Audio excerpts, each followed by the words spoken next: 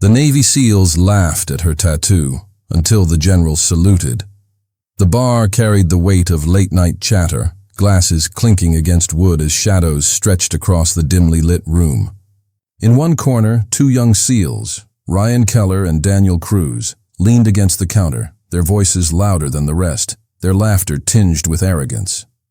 Their eyes drifted to a woman sitting alone. She had no drink, stronger than water in front of her, no attempt to draw attention. Maya Jordan rested with quiet stillness, her gaze steady, her arm casually exposed just enough to reveal an inked tattoo. Keller smirked. "Look at that." Another civilian with a tough guy badge. Cruz chuckled, piling on, mocking the design as if it were nothing more than decoration. Their words grew sharper, testing, daring her to react. Maya did not blink. Her silence seemed to make them bolder, their taunts louder, their laughter meaner. At a nearby table, Grant Miller, an older veteran with years carved into his face, shifted uneasily. He recognized something in her stillness, something the younger men could not see. The tension tightened like a wire.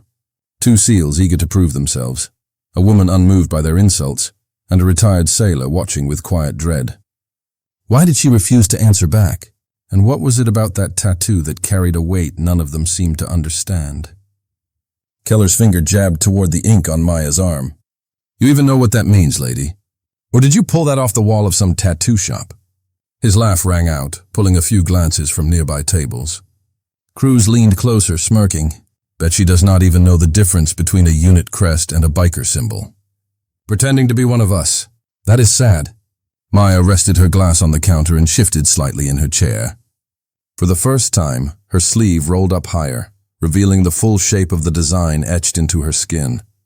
The lines were not decorative. They carried weight, coated layers of numbers, dates, and insignias only those with combat history would notice.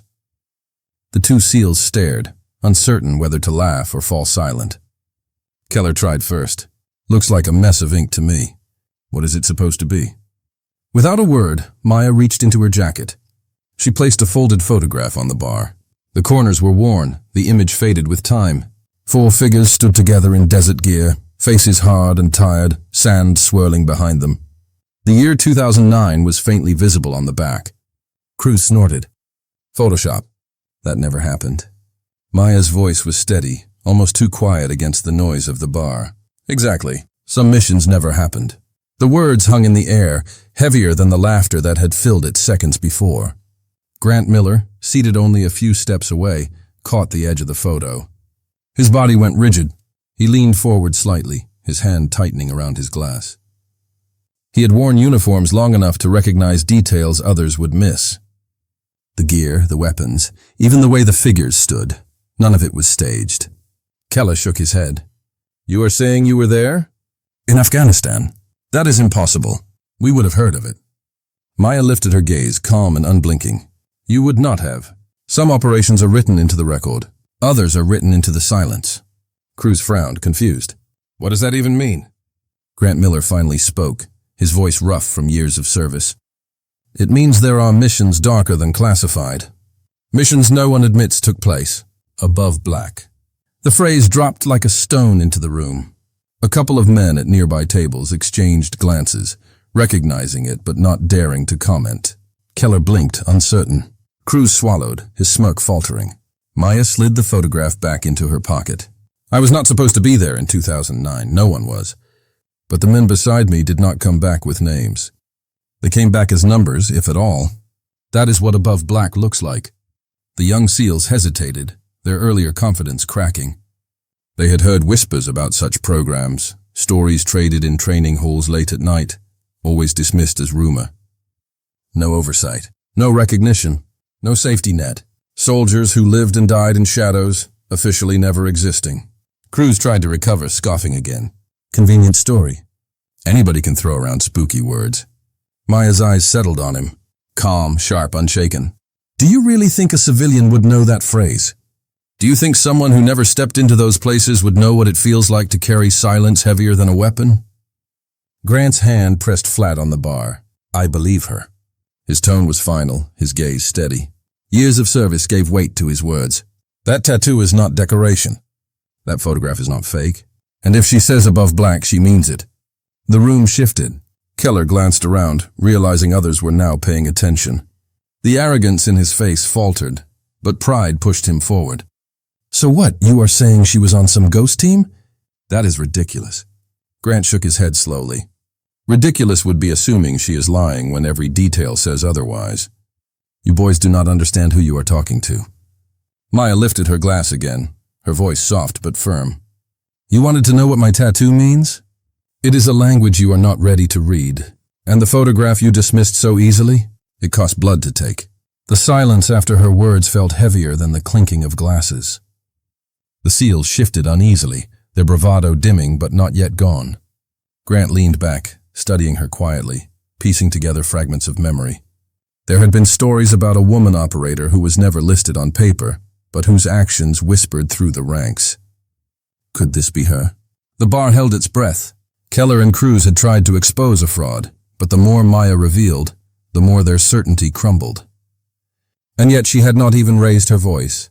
What else was she holding back? The laughter at the bar grew sharper, echoing off the wood-paneled walls. Ryan Keller leaned forward, tapping the edge of Maya Jordan's glass with a smirk. Daniel Cruz joined in, raising his voice so that everyone nearby could hear. "Come on, lady. You think ink makes you one of us? That tattoo does not even mean what you think it does." Maya did not rise to their level. Her steady eyes gave nothing away. She set her glass down carefully, as if the world around her was moving too quickly, and she had chosen not to keep up. Grant Miller, the retired chief petty officer, shifted in his seat. His jaw tightened, but he remained silent. Something in Maya's posture felt familiar, something he had not seen in years. Ryan slammed his palm on the counter. "What are you hiding? You playing dress-up with someone else's story?" Maya reached slowly into her pocket and pulled out her phone. She scrolled with deliberate calm until she stopped on a name. Without hesitation, she pressed the call button and lifted the phone to her ear. The bar quieted a little, curiosity spreading like static. Her voice was measured. "Commander Jonathan Hale, please."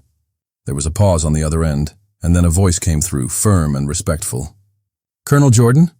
The single word hit the air like a strike. Colonel. The two SEALs stiffened. Their grins faltered, and for the first time, their confidence cracked. The bartender, Sam Dawson, froze mid-pour, eyes darting between the woman and the young men. Maya leaned back slightly, speaking into the phone with the same calm that had unsettled them all evening. "Commander, we have a situation at Murphy's bar. 2 of your men are overstepping." The line went quiet for half a second. Then Commander Hale's reply came crisp and immediate. "Understood. Stay where you are. We are on our way." The weight of his words pressed down on the room. Ryan forced out a laugh, but it sounded hollow. "Nice trick. Anyone can get a buddy to pretend." Daniel nodded quickly, almost too quickly, as if reassuring himself. "Yeah, could be anyone on the line." But neither of them fully believed it. Their eyes betrayed a flicker of doubt, the kind of doubt that comes when the ground shifts beneath your feet. Grant Miller studied Maya even closer now. Every detail lined up. Her quiet patience, her precise movements, her refusal to argue. This was not the posture of someone pretending. This was the bearing of someone who had been tested where it mattered most. The silence stretched, broken only by the clink of a glass somewhere in the back. An open question now hung heavy in the air. Had they just mocked the wrong person? And if so, what was about to walk through that door? Engines rumbled outside, breaking the quiet night. Headlights flashed against the bar's windows, and within seconds the low thrum of multiple vehicles filled the air. Murphy's bar, once noisy with laughter, grew still. Every head turned toward the door. Sam Dawson froze with a glass in his hand, his face tightening. He had seen military men walk in before, but this felt different. The air itself seemed to carry weight. Ryan Keller glanced at Daniel Cruz, his confidence draining away. They had pushed too far, and now something larger was moving into place. The door swung open, and a rush of cold air followed the men stepping inside. First came the crisp uniforms of military police, their boots striking against the old wooden floor. Behind them walked 2 senior officers, Colonel Victor Ramirez and Major Evelyn Carter. Their presence alone silenced the last whispers. And then, with measured steps, Commander Jonathan Hale entered, his eyes sharp and direct. Every conversation died instantly. The clinking of glasses stopped. A heavy silence settled over the room, and in that silence Commander Hale crossed the floor. He stopped in front of Maya Jordan, and with steady precision, he saluted. The gesture struck the room like a thunderclap. No one moved, no one breathed. The two young SEALs stiffened, their faces paling. Every shred of bravado drained out of them. Moments earlier, they had been mocking a woman they believed was beneath them. Now they were watching their commander salute her as a superior officer. Grant Miller's eyes softened. The unease he had carried turned into recognition. He had suspected it, but seeing the respect Maya commanded made it undeniable. Colonel Ramirez stepped forward, his tone clipped and commanding. "Colonel Jordan, what is the meaning of this disruption?" Maya did not raise her voice. She did not have to. With calm control, she shifted her gaze toward the two young SEALs and said simply, "Ask them." Her words landed heavier than any accusation. All eyes turned to Keller and Cruz. Their posture faltered. Their mouths opened, but no words came. Their arrogance, once so loud, had collapsed under the weight of the truth standing in front of them.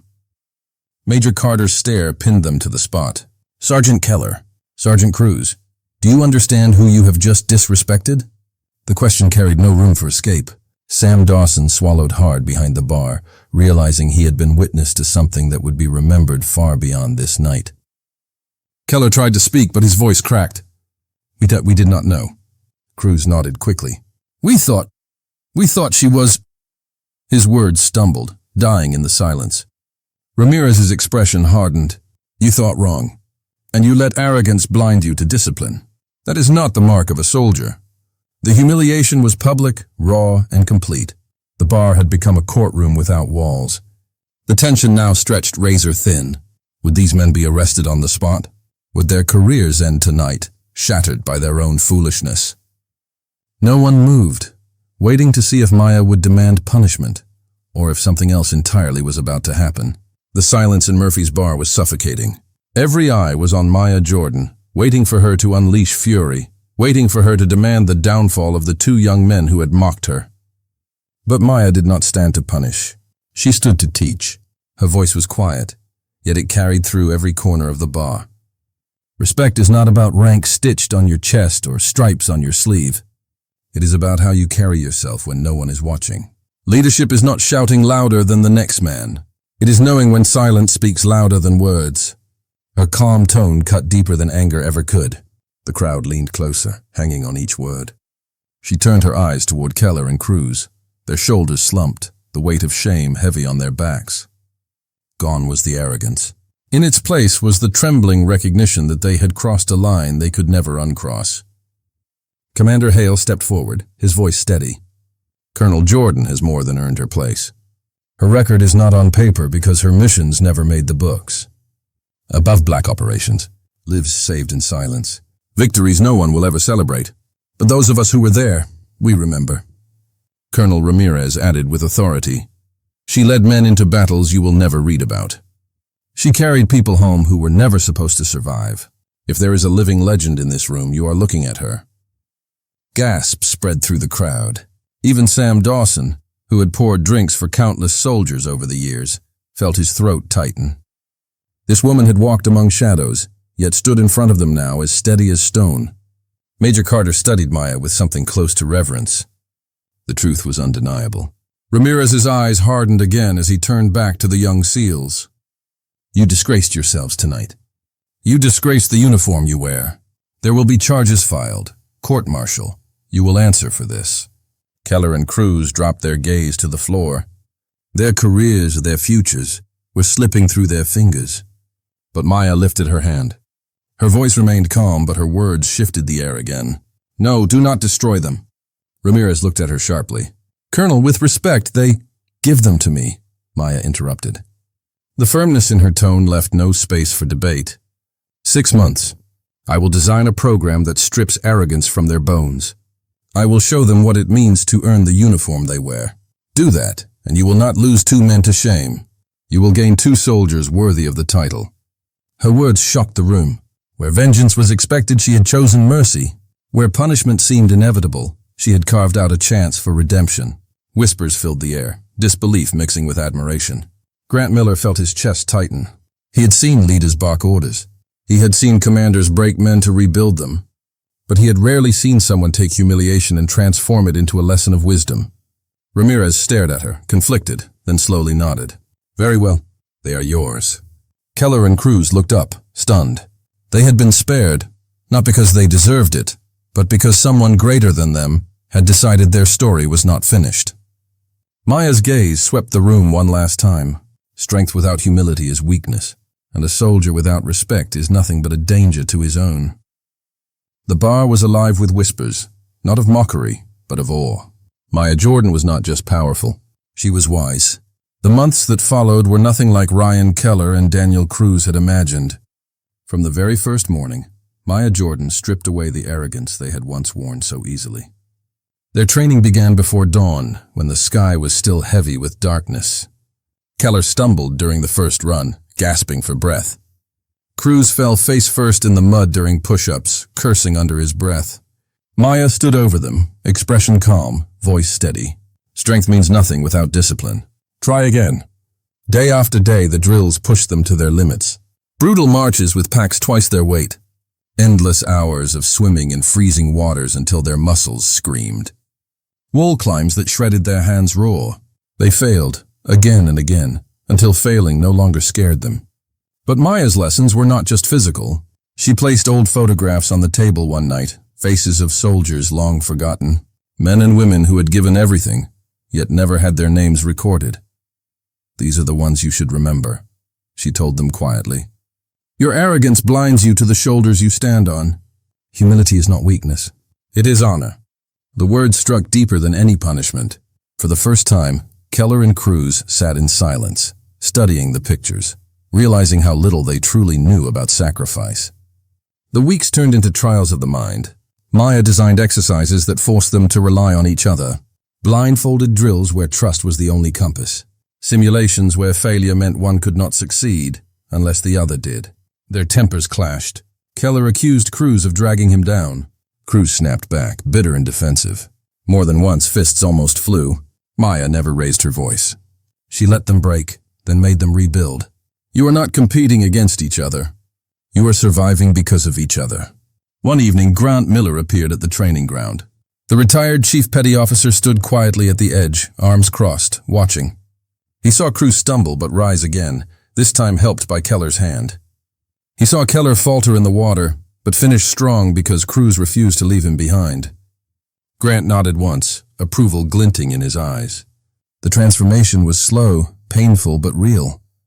The arrogance that had once filled every word was gone.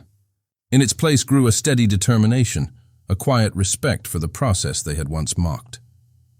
Months passed. The men who had once sneered in a bar now woke before dawn without complaint. They pushed through drills not to prove themselves superior, but to prove themselves worthy. Their backs were straighter, their eyes clearer. They had stopped chasing pride and started embracing purpose. Maya watched their growth with the same calm she had carried in Murphy's bar. She did not praise often, but when she did, her words carried weight. Now you understand what it means to wear the uniform. The final week of training ended in silence. No speeches, no ceremony. Just two men standing before her, stronger not in body but in spirit. Ryan Keller saluted her first, his hand steady, his eyes filled with something far deeper than duty. Ma'am, he said simply. Daniel Cruz followed, his voice low but certain. Thank you. It was not gratitude for mercy. It was gratitude for transformation. 6 months earlier, they had been boys with arrogance. Now they stood as soldiers with honor. Maya Jordan had reshaped them, piece by piece, and in doing so, had reshaped the future of the SEALs themselves. Murphy's bar looked different that night. The same wooden walls, the same faint smell of beer and oak, yet the atmosphere carried weight. A crowd gathered, filling the room that once echoed with careless laughter and cruel taunts. At the far wall, covered by a velvet cloth, a plaque waited to be revealed. Sam Dawson polished glasses nervously, his eyes glancing at the gathering of uniforms and officers. This was no ordinary evening. When the cloth was pulled back, silence swept the room. In bold letters, etched in bronze, the words gleamed under the lights. General Maya Jordan, leader, mentor, legend. The very place where her honor had once been mocked, now carried her name forever. Ryan Keller and Daniel Cruz stood near the back, their uniforms crisp, their posture steady. They did not laugh. They did not boast. Their eyes carried humility, respect carved into them by months of transformation. To see Maya honored here, in the same room where their arrogance had fallen apart, struck them harder than any punishment ever could. Colonel Victor Ramirez and Major Evelyn Carter stood proudly, joined by Commander Hale, who had watched every step of Maya's journey with unwavering respect. Their presence reminded everyone that this moment was not just ceremony. It was history being written in real time. The announcement came formal and firm. Maya Jordan was promoted to general. The highest honor, given in front of those who had doubted her, those who had followed her, and those who would remember her name long after the night was gone. Maya accepted the salute, her expression calm yet touched with quiet pride. She looked across the bar, eyes lingering on the faces. The men who had once mocked her, the veteran who had believed in her, the officers who had stood by her side. Her words were simple, but they carried weight. Strength is not measured by how loud you stand above others. It is measured by how far you lift those around you. Respect is the truest power a leader will ever hold. The room fell still, not in silence of doubt, but in silence of agreement. Grant Miller, the old veteran, raised his glass, his voice breaking the hush. To General Jordan. Glasses lifted all around, the echo of respect filling the bar. Maya let her gaze rest once more on the plaque. The same walls that had once heard arrogance now carried her legacy. And in that moment, she knew her story was no longer just her own. It belonged to every soldier who would walk through those doors and learn that real power is not found in mocking the weak, but in shaping strength where others see none. The night ended not with laughter, not with arrogance, but with honor, and Murphy's Bar would never be the same again.